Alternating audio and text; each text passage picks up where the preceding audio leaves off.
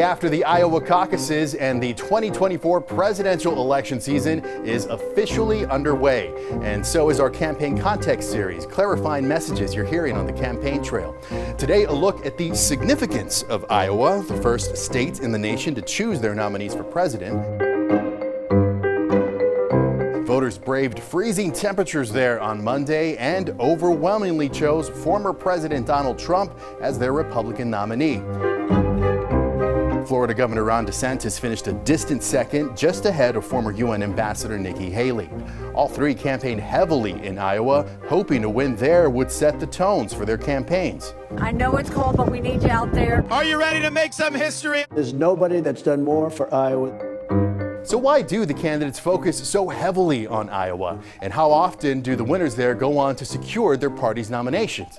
To answer that question, we need to go back to 1976 for some context. The focus on Iowa is an almost 50-year-old political strategy minted by a long-shot presidential candidate by the name of Jimmy Carter. Jimmy Carter did extremely well. Carter was a little-known candidate, but his heavy campaigning in Iowa ultimately put him on the map, leading him to secure not just the Democratic nomination, but ultimately the presidency. But an Iowa win doesn't always translate to securing the nomination. Though both went on to win the presidency, Joe Biden came in fourth in 2020 in Iowa, and Donald Trump came in second in 2016.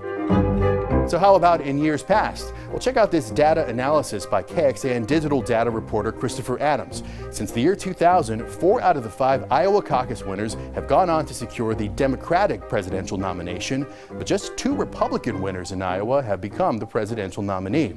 And when it comes to winning the presidency, well, the caucuses seem to be an unreliable predictor for both parties. Since 2000, only one Democrat, Barack Obama, and one Republican, George W. Bush, have gone on to win the presidency after winning in Iowa. So whether or not Iowa is a good predictor, well, every presidential cycle is different. And this time around, Donald Trump did come out on top with a record-setting win.